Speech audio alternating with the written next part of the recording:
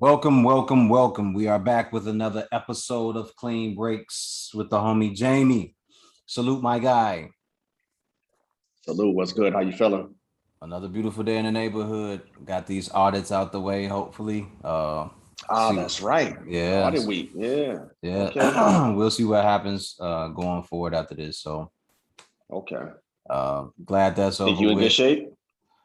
Man, I don't know. I don't know. You know what I mean? Like there's Okay. only so many things that you can do or say. And Right. we'll have to talk about that, Cool. another Offline. time. Yeah. Yeah, yeah, yeah, Got you. No doubt. yeah. No doubt. So we are gathered here today to talk about the 154 division. That is the super welterweight, aka junior middleweight division. I think that was installed in 1962, Mhm. if memory serves me correct. So the reason why we're going over this division is because as if you are a boxing fan or if you're not, there was a fight that happened over the weekend of 7/17, July 17th, 2021, where Jermell Charlo faced off against Brian Castano from Argentina. Some call it a draw. Some say Jermell won by a point or two.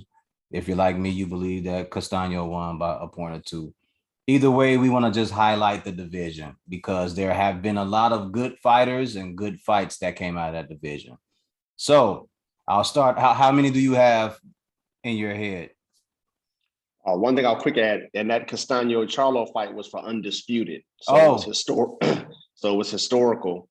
Obviously, Charlo having I believe, the IBF, uh-huh, WBC, uh-huh. and I believe he had was it the WBA? And WBO, I then, think. I think he has or was the WBO WBO. or WBA? I know Mm-hmm. Castano had the WBA or WBO, one of One or those. the So other. Castano, One or the other. yeah, Castano had one belt. Charlo had three belts. So it was a undisputed contest and complete unification of all the four major belts. So Correct. it was a huge fight. And the Ring magazine belt would have been included in the fold Correct. in this fight. So it was recorded as a draw. No matter how we may have saw it personally on either side around the Mm-hmm. world, however people felt about it, I think they should run it back. But Yeah, they should definitely if run it back. anyone has tuned in to the last episode we did when we were speaking about the fight, I said there's a chance that they may throw something in the Mandatories, way. Yes, and that is and what they they sure have did. done. That Yeah, is what on they both have sides done. actually. Oh, I already knew that. I already knew that. I knew that Yeah. was coming. I knew it was coming. I had actually sat around and thought about it, and I said this fight has a potential. As much as I wanted to see a knockout from Charlo, from Male Charlo, Jermell Charlo, twin. As much as I wanted to see a knockout from the fight, I sat around and I looked at it and I said, man, this has the makings of a draw. And if it does Right. come to a draw, these guys are they may or may not fight the rest of the year. They may end up facing mandatories and taking side fights, either to keep themselves active or build the fight up for the next one, or to build confidence and focus in their fighters. So Yeah, I think they should just go ahead and do the rematch. It's a I do shame that too. all these other big pay-per-views are already lined up. It would have been great to throw them in on to a pay-per-view card at a co-main.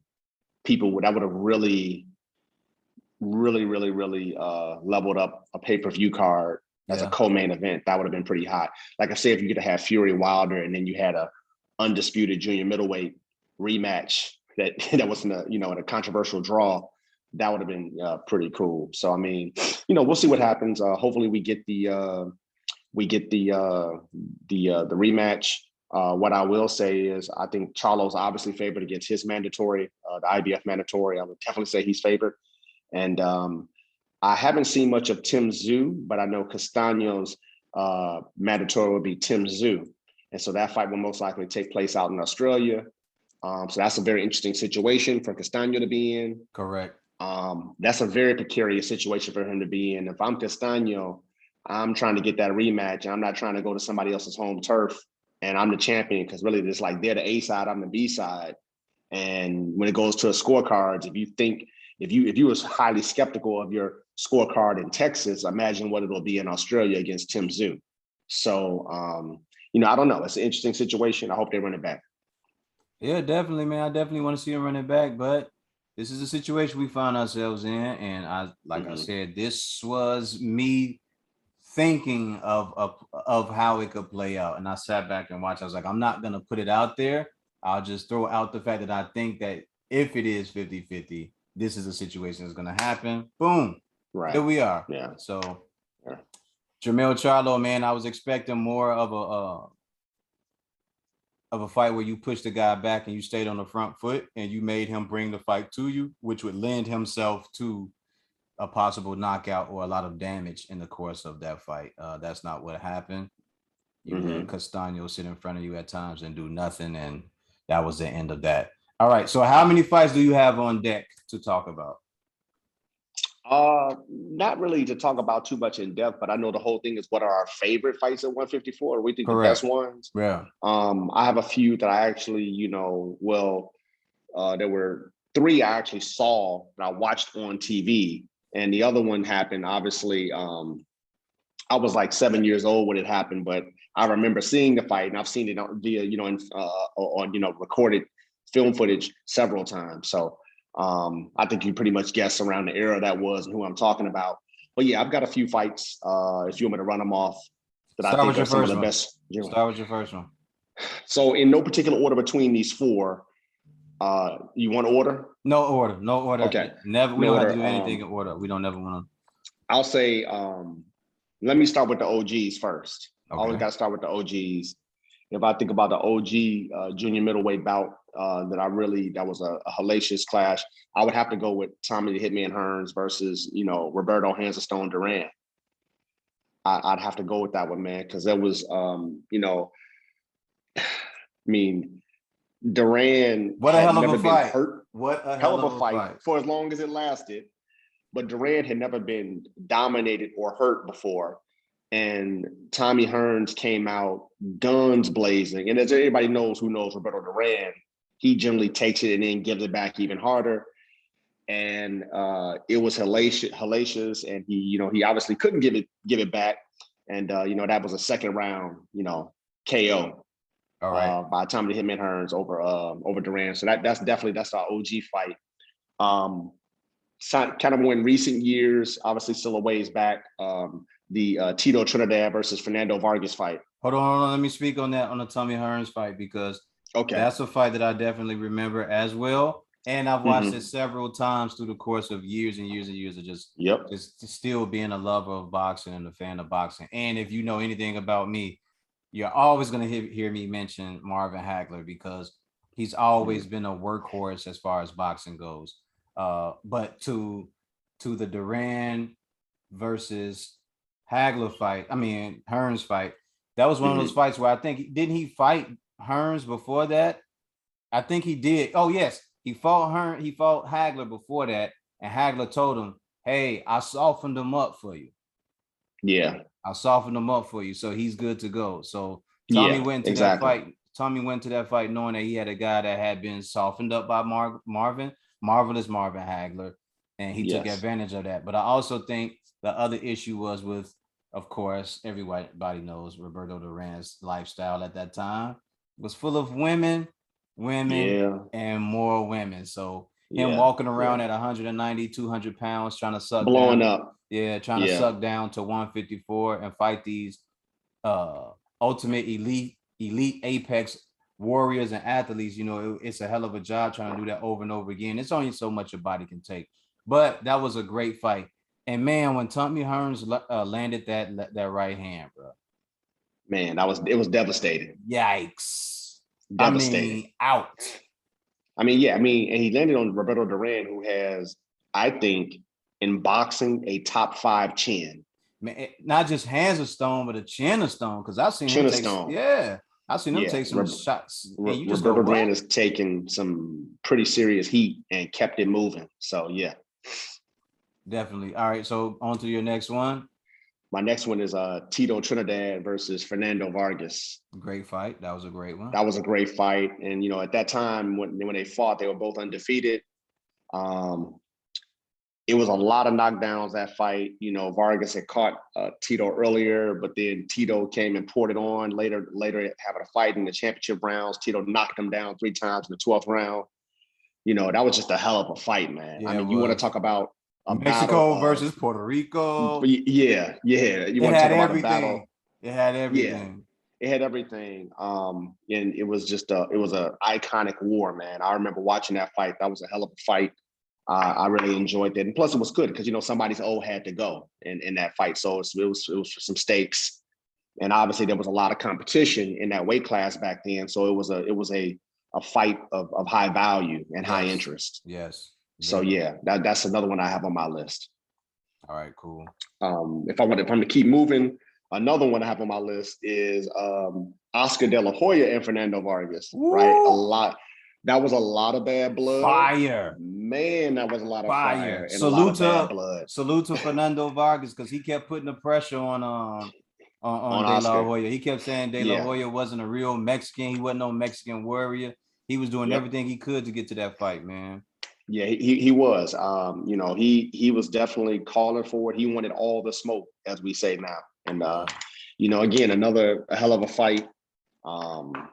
You know, obviously Oscar came out on top with the TKO in that fight, stopping Vargas. Yeah, but I mean, again, that's what Oscar. You know, that left hook. It was just classic, and what a hell of a left hook he hit him with. So for anybody who's listening, if you go back and watch the De La Hoya versus Fernando Vargas fight, pay attention to right before Oscar knocked him out. Look at the rounds previous. Notice how Oscar starts bouncing on his toes and moving to his left. He saw it.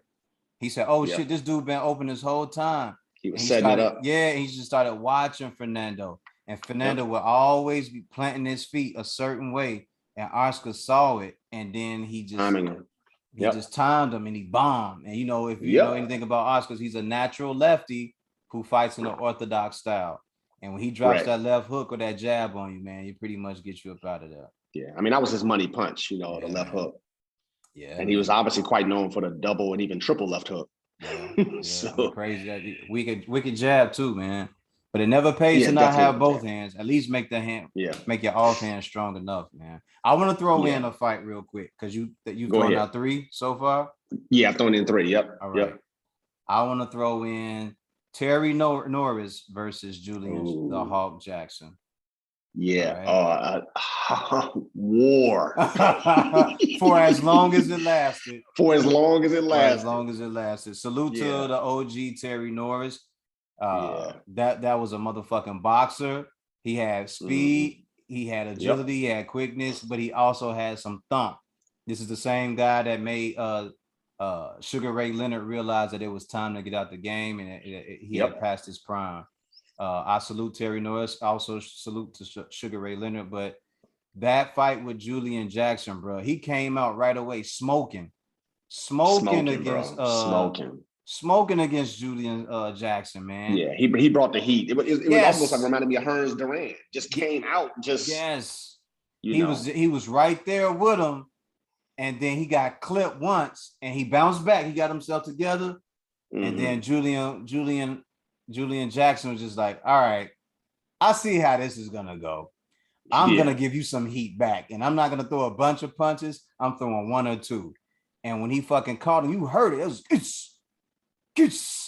and he put my man out. Man, that was a great fight, though. That was a beautiful fight. Beautiful fight. Yeah, Terry Norris is a hell of a boxer, hell of a fighter, just careless in the wrong moments, man. Yeah. I don't even think some fights. Maybe was it careless because he just got caught, man. He just got caught. He was up against the ropes. Maybe it was careless, but I think Julian lands that hand against anybody, man. You gotta go. Yeah, but Julian had a hell of a right hand. Hell of a right hand. Right hand. His right hand was I don't know how to put it, man. So I would say, if I'm being honest, his right hand is that's who I feel like Canelo is trying to have his right hand like. If I'm keeping it 100. Yeah. I understand what you're saying, but I don't think Canelo is there. The delivery is different. Delivery is different, but in terms of he's like, this is like my bolo punch. This is my change the whole energy of the fight in the fight. massive, damage punch. Yeah. You can just see it coming. I hear that, but I've never seen Canelo land that punch against top competition. Not to say he can't land it, but I'd agree with that. Well, that's a whole different conversation when it comes to what comp you fight and all of that. We don't even want to go into the modern day boxers and the lack of fighting top comp on a consistent basis. Correct. So what I was trying to get at was the comparison, or not necessarily a comparison, but where would I rate Julian Jackson's right hand? And I would have to put it in the category of Tommy Hitman Hearns, Adonis Stevenson left hand, Deontay Wilder's right hand, Roy Jones left hook or right hand. Like he had one of those, man. Like when he hit you, you had to go. Like you had to go. Yeah. Or even like I'll even throw Manny in there with a straight left, man. Oh when yeah. You can throw a straight left. You can honestly even throw Manny in there. It's just the shock and awe from it. It's like wow. It puts people on their ass, literally. Yes. And then I want to throw in, who else I want to throw in? Fernando Vargas versus he was in a lot of them. Yeah, he was. He was in a lot. I started to play his intro while we were doing this. Fernando Vargas versus a fighter who was coming up in weight, Shane Mosley, Sugar Shane Mosley. Yeah, that was a hell of a fight. They had two epic fights, and he swole. Yeah. Man, he did dog work on Vargas, man. Fernando Vargas was in some tough fights, man. Well, Vargas he was in wars. Yeah. He wasn't in fights. Fernando Vargas was in wars. Absolutely. So salute to him being a true warrior and a true champion and taking on all challenges. Yeah. And, win, lose, or draw, he came and he left it in the ring. That's a fact. You weren't cheated. No, you weren't cheating when it came to Fernando Vargas, man. Yeah. That fight he fought Sugar Shane, man, and his eye was still swollen. He kept coming forward. Man, I was just like, yo, that's a tough motherfucker, man. Kind of brave, but stupid in the same. Like, and there's no disrespect. But just tough. We know what it is. It's boxing. He go out on his shield. Yeah, he goes out on his shield. He was willing to do that, but man, he was willing to take an ass whoop in that fight.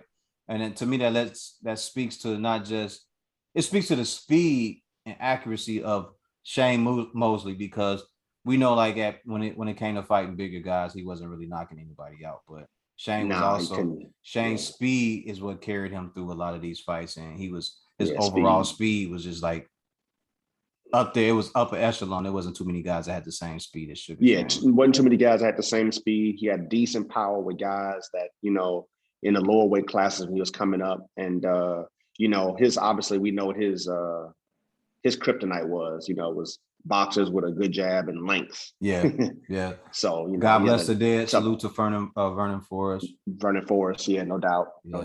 All right, kick it back in. So if I'm speaking of Shane Mosley, now if I'm about to think about another fight that's on my list, it was that was amazing. It was just to look at the strategy and to look at the importance of the jab. And we think about some fights that are currently coming up, and we talk about the Charlo fight with Castaño. People want to know, well, why do you keep saying jab, jab, jab, jab? What is it about this jab? And so my final fight that I have on this list that of note is Winky Wright versus Shane Mosley. You want to talk about being able to offset speed with the jab and timing? So for all the people, and I'm not saying Shane Mosley's Manny Pacquiao, for all the people thinking that the faster guy always wins, go watch that fight. Watch what happens to Shane Mosley.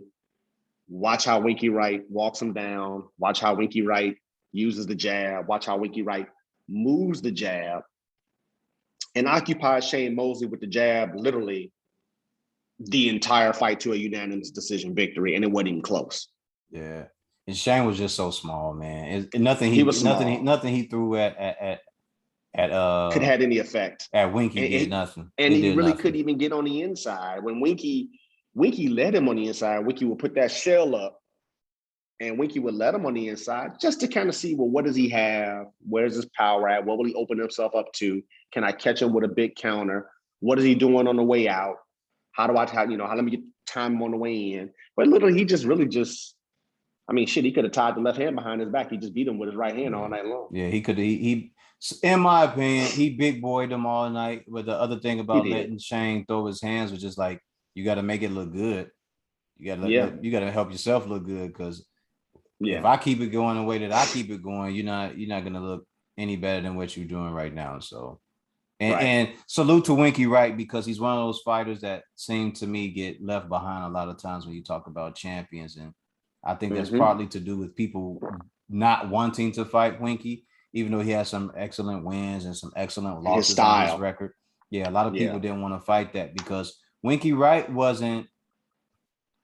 he was a boxer, and he didn't put all his power into any punch. He stayed behind the jab and he threw his left hand out there and he got it back real quick.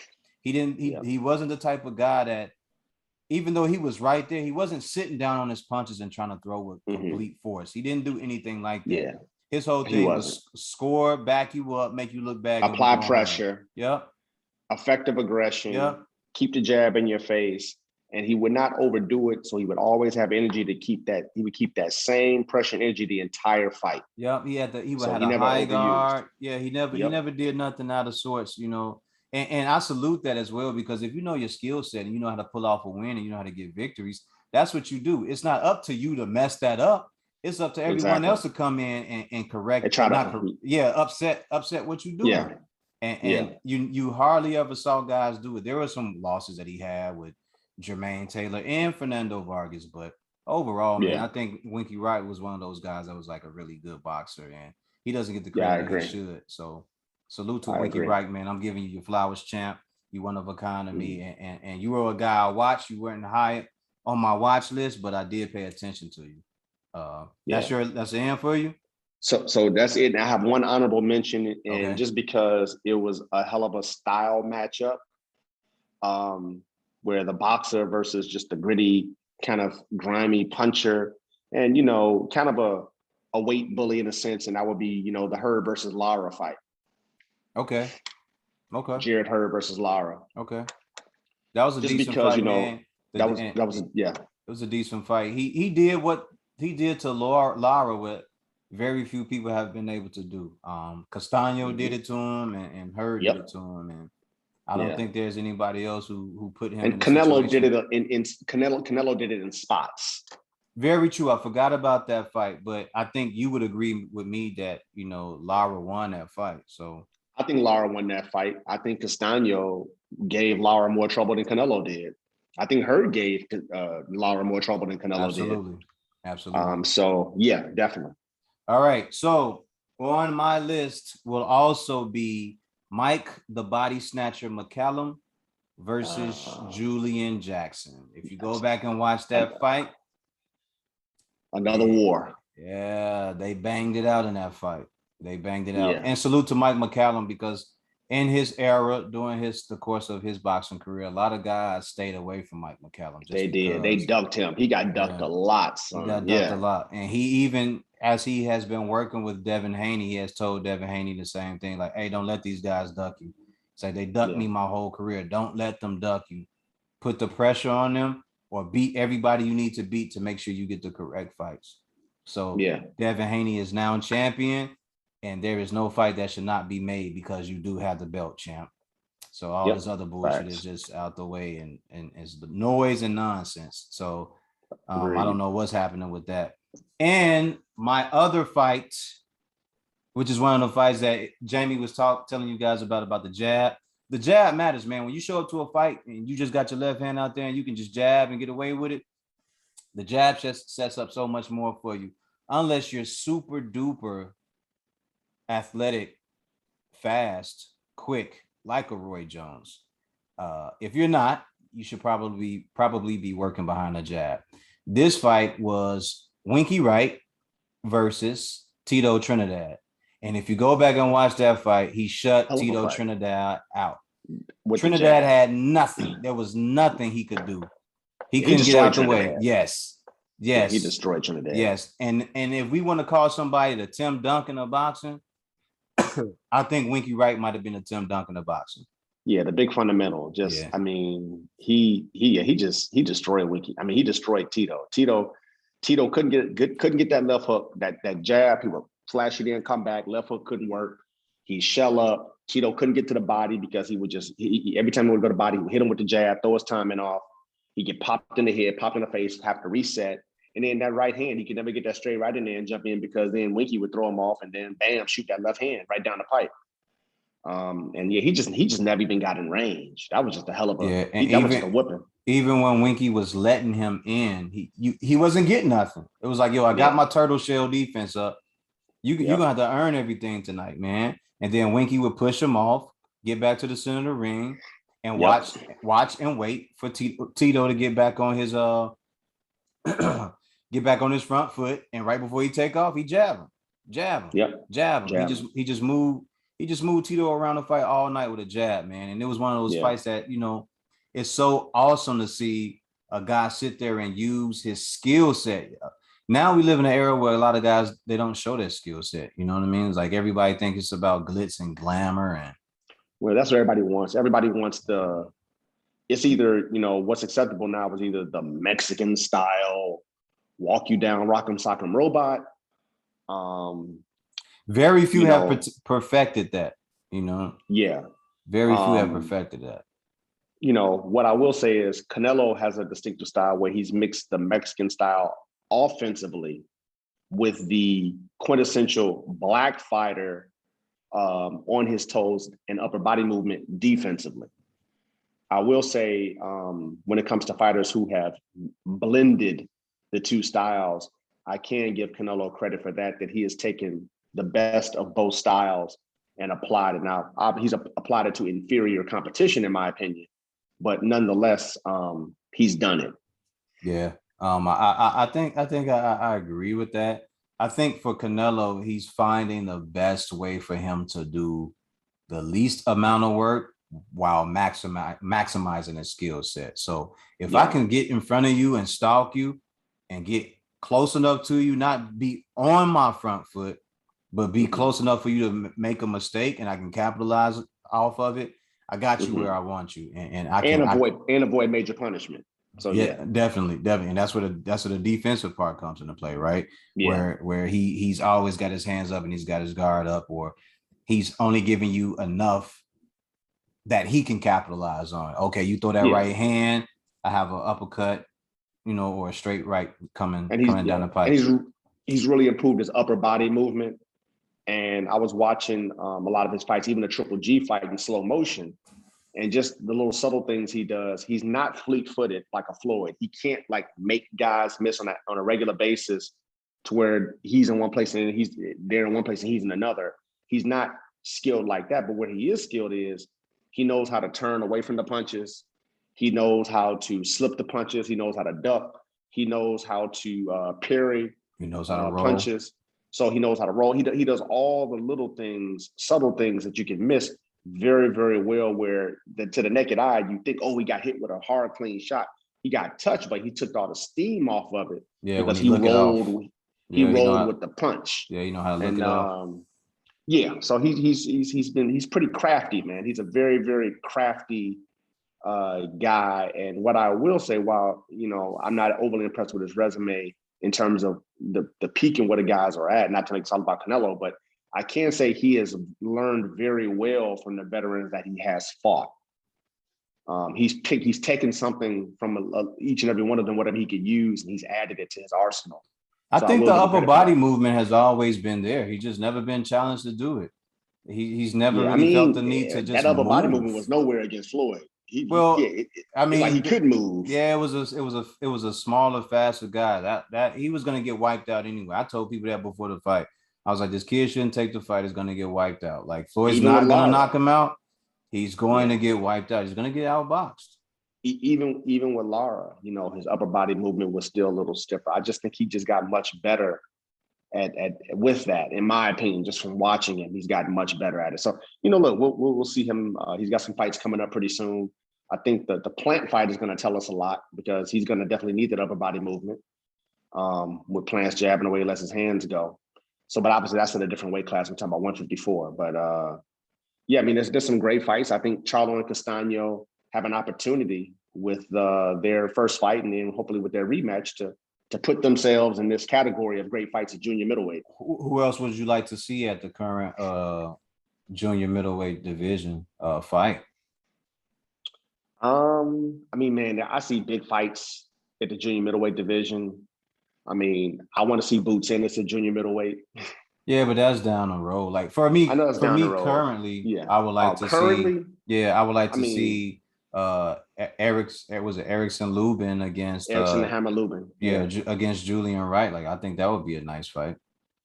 That would be a good fight. I would favor Lubin, but that would be a good fight. I don't think it'd be an epic fight. I think Lubin would stop J-Rock, but it'd be a good fight.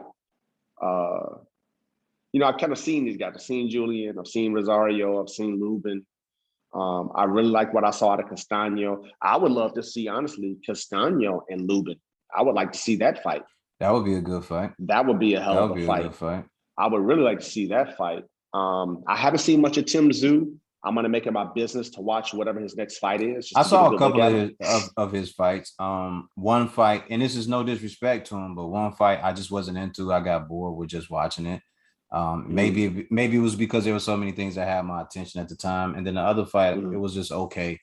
I wasn't thoroughly impressed with what I saw. So that's just me, though. You know. Yeah, I feel you. Yeah. And it's not an indictment on his lack of skill or anything. It's just to say that at the times when I saw him fighting, I wasn't totally into what I was seeing. So, and it happens, you know. Every match ain't gonna be something that turns you on. You know? But those are the three most exciting guys, man. To me, it's really just Charlo, Castaño, and Lubin, man. That's it to me. I mean, you got other names, but I think they're a class below. Tony Harrison was disappointing because he got all the skills. He's got the size, he could, you know, but he just lacks discipline the way he gets hit with big punches, and the chin is just not there to withstand or making those types of mistakes. Discipline. Yeah, the discipline is lacking. So that last fight he had, man, I was like, that was a draw. Yeah, he really, really fought down to a level of competition. It was a very, very disappointing fight from what I saw of him. I don't know what's going on with him. Maybe he had a bad camp. It was a bad night. I'm willing to watch him another time to see where he is. I would like to see him and J-Rock go at it. You know, I would like to see him. That would be a good fight. I think that would be a good fight. Him and Lubin go at it. I think that would be a good opponent for Lubin while Lubin waits in the wings because he's not the mandatory. He's not going to eat either mandatory shot, and he's not going to get to fight with them after that. So he's got to stay busy. Lubin might be. Like Harrison. I think you know what? I think Lubin might be a better fight for Harrison because it would make Harrison pay attention. It would keep him engaged in the fight, and we already know that Erickson Lubin is going to come to fight. Like he's coming to box, and then when he finally gets to break you down, he's going to take you apart. And it's going to be one of those two guys he's going to fight. To me, he's either going to fight J-Rock, or either he's going to fight Tony Harrison. Yeah, because he can't just sit around and wait, you know, for no, and he can't do he's not accomplished on his resume enough to duck those guys and take some has-been, you know, just as a stay busy fight. To me, he needs to knock off a J-Rock who could still get a shot. He needs to knock off a Harrison who could still get a shot, who was a former champion, as well as J-Rock. These guys are former champions. So to me, it would behoove him to get to, you know, go try to grab one of those scalps. So that would I'll be cool with him fighting either one of those guys. That would be a good fight. Yeah. Would you consider that would actually be a good fight to have on the undercard? Yeah, I would. Of the next, yeah. I would like to see Lubin fight Hurd too, even though Hurd lost his last fight. That didn't make any sense to me. Yeah. I would like to see him. I would like to see him take that fight. I would like to see him take that fight because it would be an action fight. It would be an action. It would be an action fight. The problem with Hurd is he lost. Hurd is not going to get the privilege of that type of fight before Arias. Arias would get the fight before Hurd would. Just I feel Arias wouldn't get it. The other part about that is because that was at 160. That was at 160. It wasn't at 154? Nope. Okay.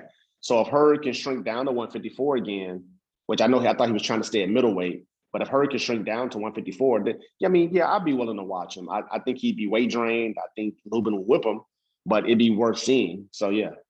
Yeah, I would like to see that whooping.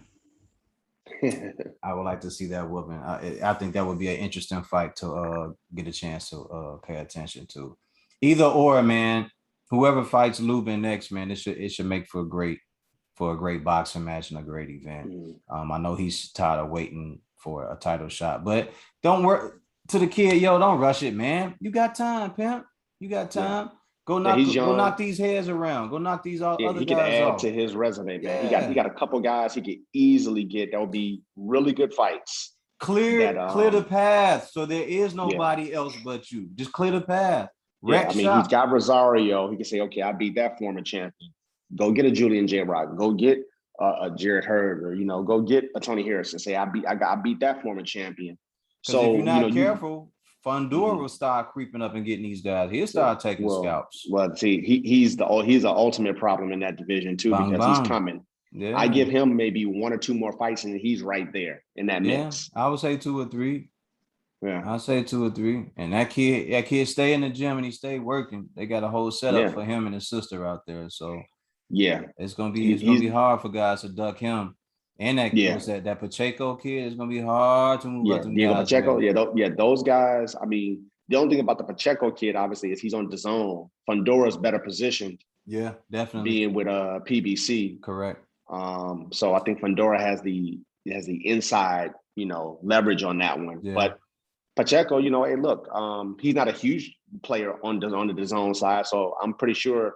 Eddie normally doesn't like to let guys cross the street. Or is Pacheco with Golden Boy, or is he with Matchroom?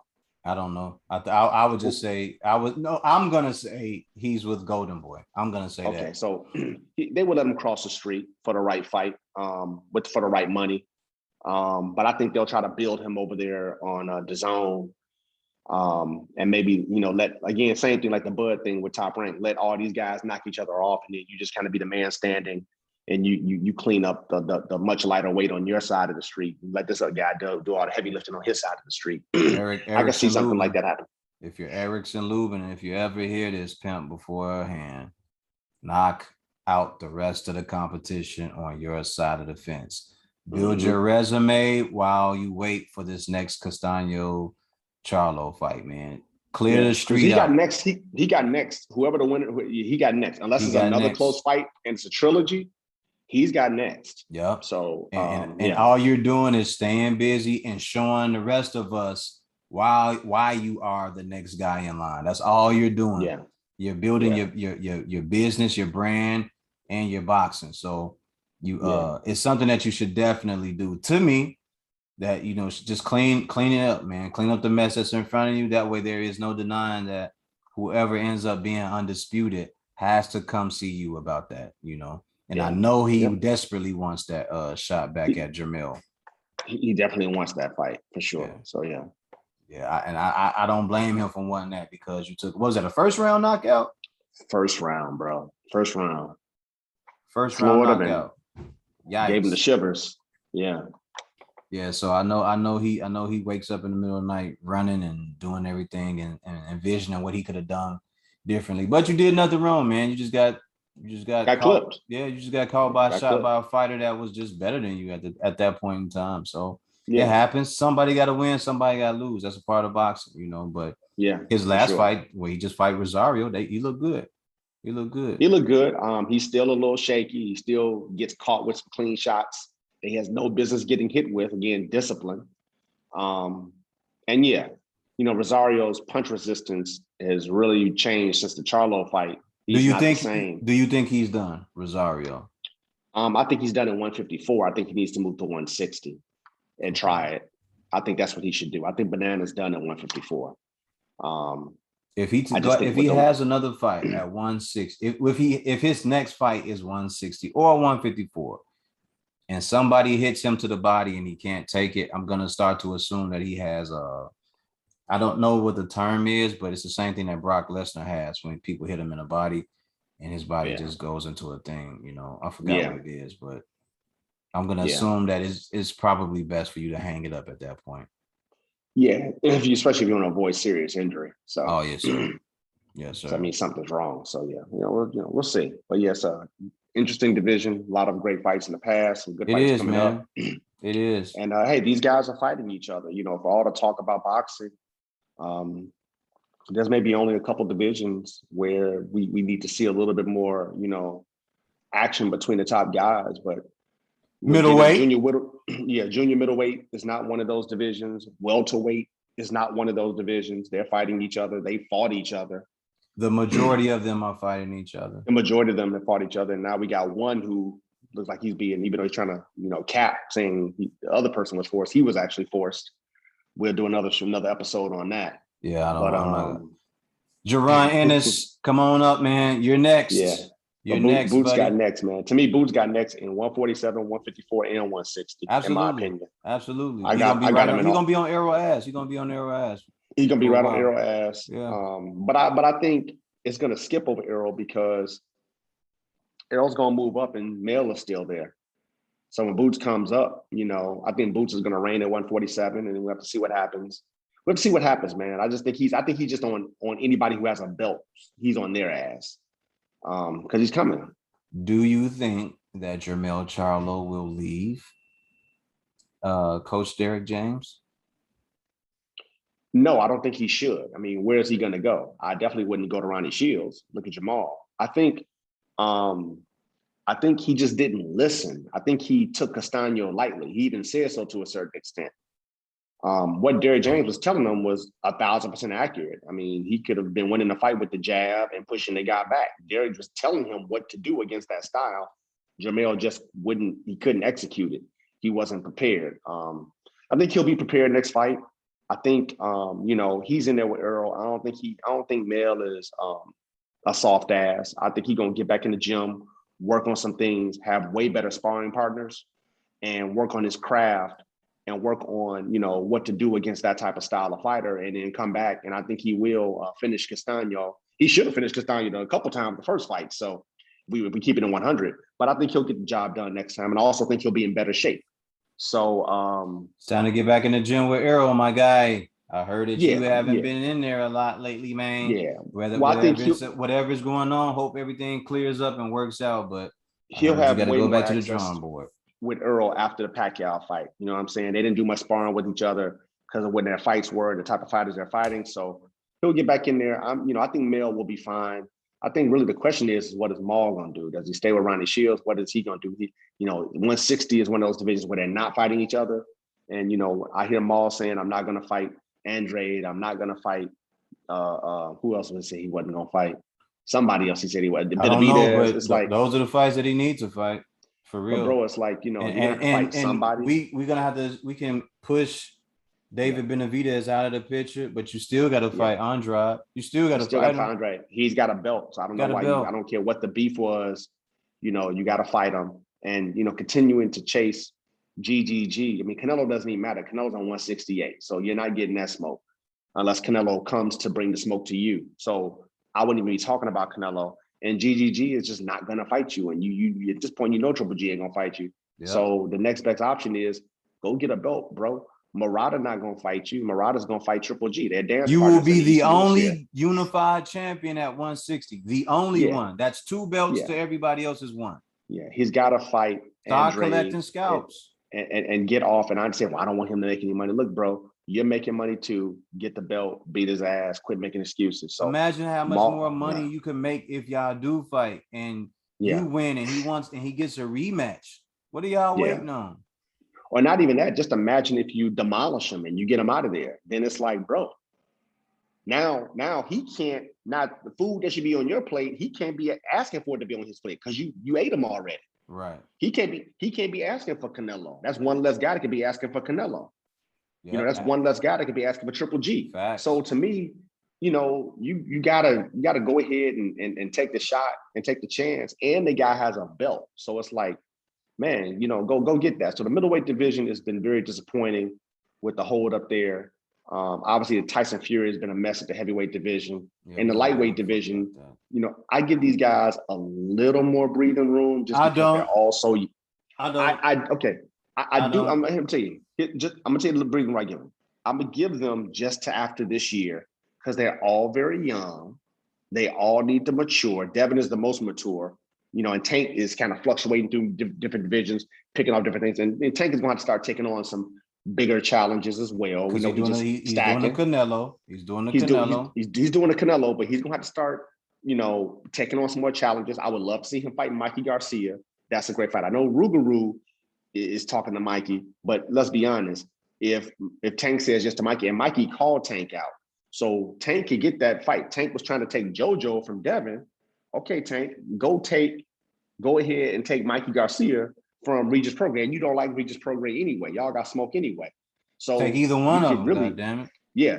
So to me, that's what I want to see. You know, that's what Tank should be doing. But look, there's enough guys out there trying to make it happen. Teal's got to figure his thing out. Got Lomachenko in the mix. You got Devin Haney ready to fight any and everybody. Looks like he's going to get JoJo next. Please get this JoJo fight, please. But I do like the way Kambosos is talking. Kambosos like if Teal want to be a hoe about it, and he want to fight Lomachenko, then I will go ahead and petition for unification immediately with Devin Haney. Go ahead. So I like what he's saying.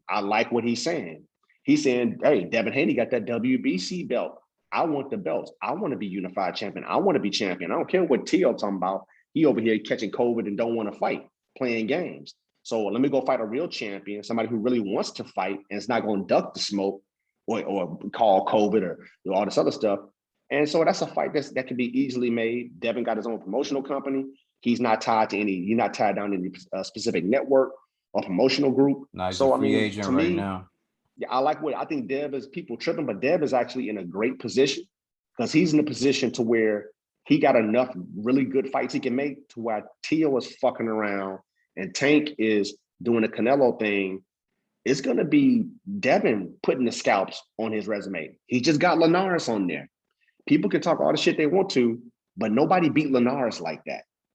I know Lomachenko ended up finishing him, but to me, Devin dominated Linares better than Lomachenko did. And Lomachenko, he didn't just get clipped; he got knocked down. So I think Dev, you're good. You not go just get that, JoJo. but he stood in front of Linares. That's what I'm saying. He stood in front of him. He wasn't moving. He was in front of him. Exactly. Yeah, right there. So but I remember when I said that about the young boys at 135. Everybody's like, "Yo, you smoking dope," saying that they should wait. I was kind of right. Like, yo, get them time. They need to grow into that shit. Yeah, they aren't just a little time. Listen, and you're comparing them to the Four Kings, but the Four Kings, when you look at Hearns, he had fought Pepino Cuevas. You know what I mean? He had scalps on his resume. Ray Leonard had scalps. And that's the thing that these guys had. They had Wilfredo Benitez and all that. They had scalps on their resume. They have former champions. These guys don't have it. Except now Devin does. Yeah, right. Devin does. Yeah. Devin has a former 3-division or 4-division champion correct on his resume, and he beat him soundly. So Dev does have that. Tank, I don't think he's really beat anybody at 135. I don't even know if he's even fought at 135. I know he's 130. He's beat some former champions. At 130, he beat former champions. 135, he beat Gamboa, I think, but I don't think there's no real nobody you can say currently. You go, oh, that guy was a hell of a fighter. I'll keep it 100 with you. If Dev goes ahead and he beats, and he already beat Linares, and he goes ahead, he gets JoJo out of there. To me, Dev will have a better resume.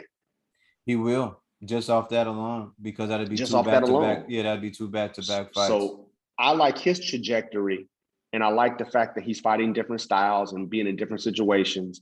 You know, Ryan Garcia is Ryan Garcia. We're not going to really talk about him right now. Nope. But there's enough veteran work at 135. There's good quality. It's good quality, even amongst the older heads like Linares. It's really good quality to be an older head and a vet. Because I think Linares can beat a couple of the younger guys. He can surprise them. Yeah, I think Linares will give Teal some trouble if he catches him. I think Linares would beat Ryan Garcia right now, as long and so I mean I just think it'd be interesting. You know, you still have Fortuna around. He could be a guy that these guys could get. I think Linares Ryan Garcia would be a 50-50 fight. Because the speed of Ryan will counter all. He's got the speed, but I'm telling you, that boy leaves himself wide open. Jay, I'm with all that. I'm with all that. Linares has quick hands too, and Linares lets his hands go. I'm with all that. I just, that kid.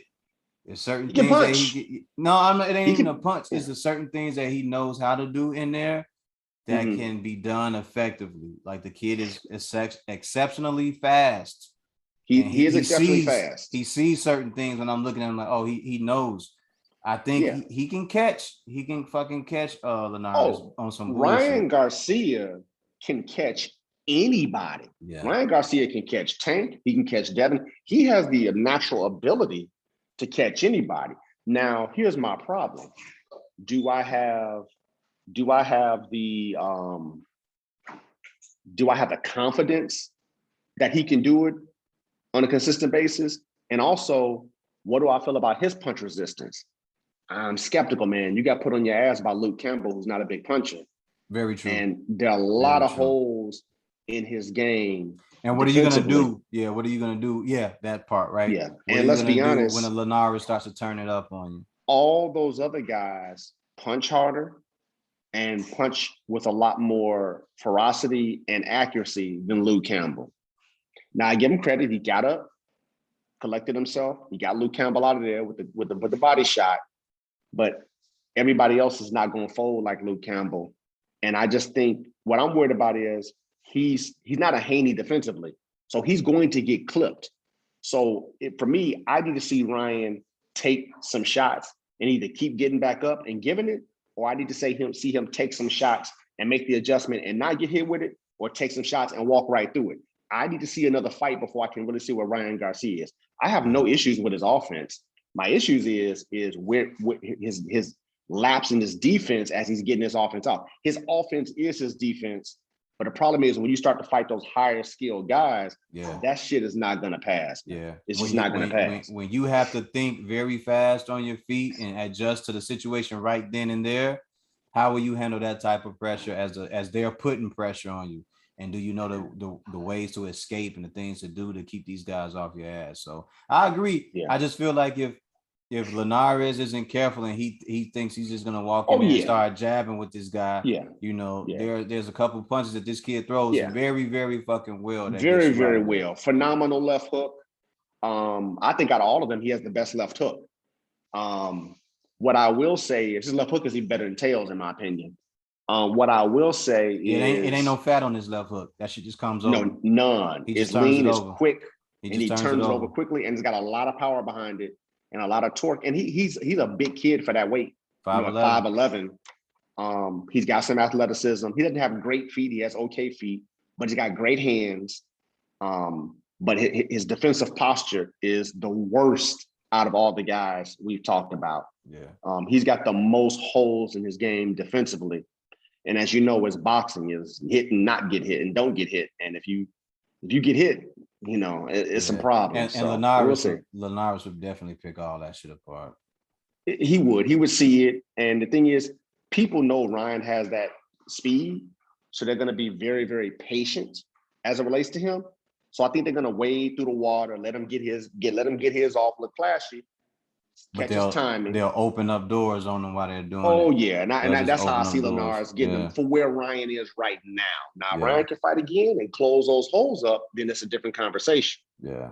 But if he fought the way he fought Luke Campbell against Linares knocks his ass out. Yeah, because he ain't going to play with you, Pimp.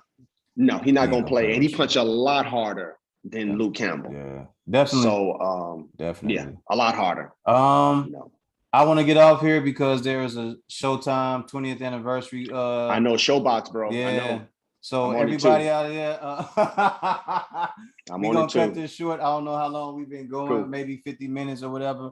Man, Jay, as always, I appreciate you, brother. Always. Talk to you soon. Yes, sir. This is another episode of Clean Breaks with me and Jamie. We are done with this one. This episode was about the 154 division, past and present. And then we'll, of course, discuss some other things. So we're going to get about this thing, man. Y'all behave and enjoy y'all lives out there. Peace, bro.